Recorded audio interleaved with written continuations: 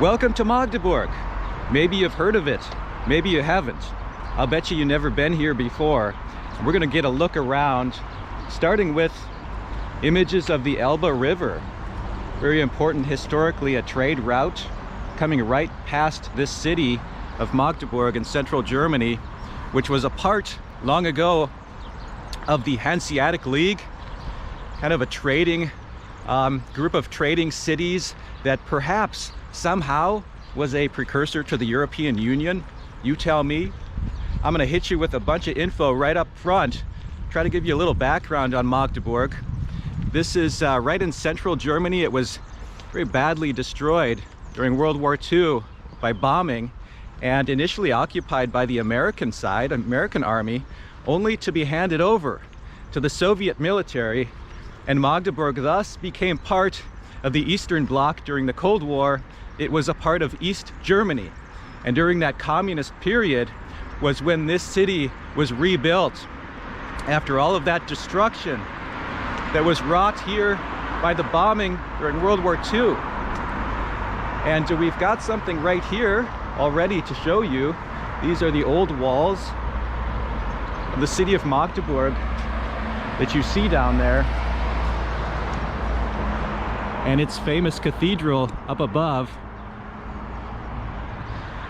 Now, ChatGPT tells me that Magdeburg is a historic city with a lot of culture, but I think the reputation that it has is more a functional city. There's been a lot of kind of heavy industry and machinery building in this city for a long time, and as mentioned, it was rebuilt during the East German communist period, so a lot of the architecture tends to be sort of the Stalinist wedding cake style, or the later Plattenbauen, which you might kind of recognize in your mind when you think about that sort of Cold War Eastern Bloc type architecture, which may not be super desirable, although unique, it is. Down here they've got kind of a map showing you what it was like. There's the city walls going all around and the cathedral that we'll take a look at later. So let's get a look around and try to figure out, is Magdeburg just kind of that functional place without a lot of things to see, without a lot of culture? Or is there really something nowadays going on here that's worth seeing? As mentioned, Magdeburg was up there with Hamburg or Dresden among the most heavily destroyed by bombing cities in Germany during World War II. Every January 16, those bells in the cathedral ring very loudly and for a very, very long time, marking the exact time and date when this city was destroyed by bombing. Well, it's not the first time that Magdeburg was very heavily affected by warfare, and while the cathedral somehow managed to survive, much of this story of a city is going to be a story of rebuilding. First during the East German communist period right after World War II, and then in the reunited Germany in the 90s to today.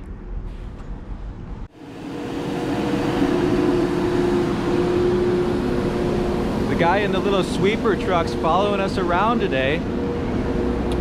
Now, on a heavier note, I want to show you some what they're called Stolpersteine, or stumbling stones. And these are set in front of, in this case, where these people lived, and these were Jewish people who died, as you can see at, in this case, Treblinka. And so that is something that you'll find not only throughout the city of Magdeburg, but around Europe.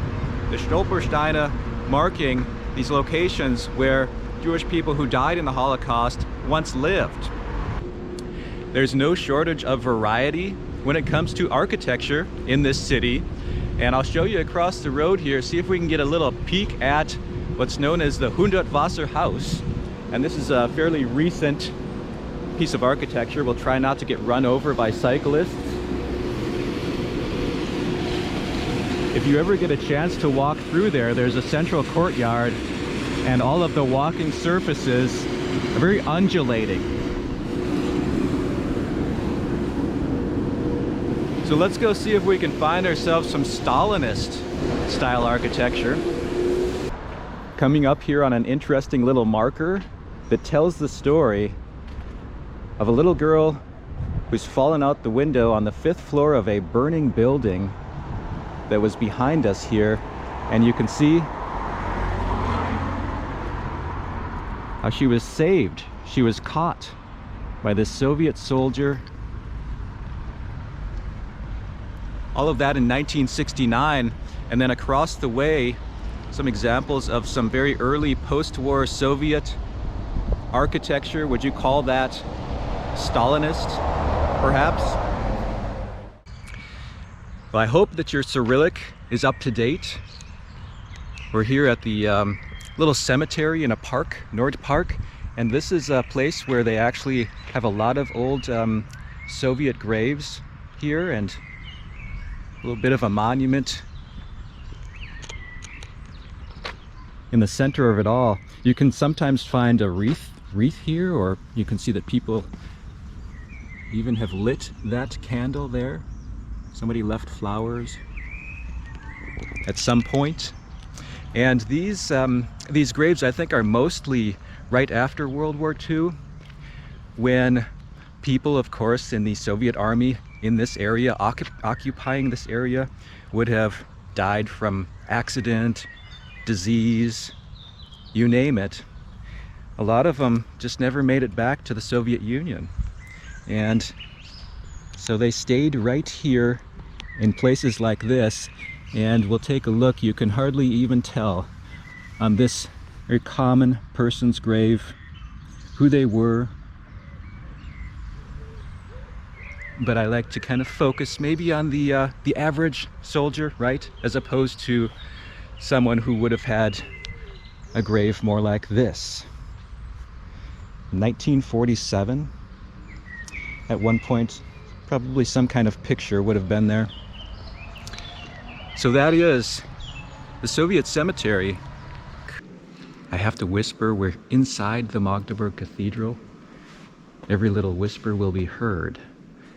That is one of the earliest depictions in Europe of a person from Africa. And any visit to the cathedral, you have to get a look at the grave of Otto I. He really put Magdeburg on the map, and has a very prominent grave here inside the cathedral.